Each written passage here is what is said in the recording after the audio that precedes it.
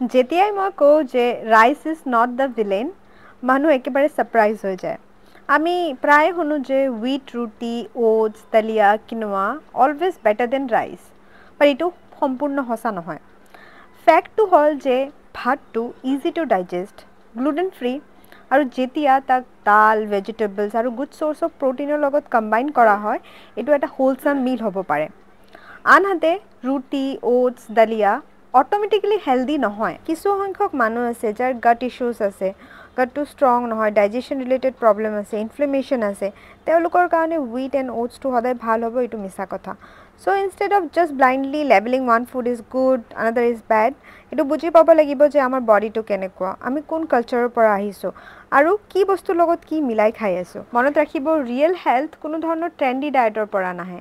এইটো আহে যিটো ডায়েট আমাৰ ছাষ্টেইনেবল হ'ব, লোকেল, ছিজনেল এণ্ড স্পেচিফিকেলি যিটো আমাক ছুট কৰিব।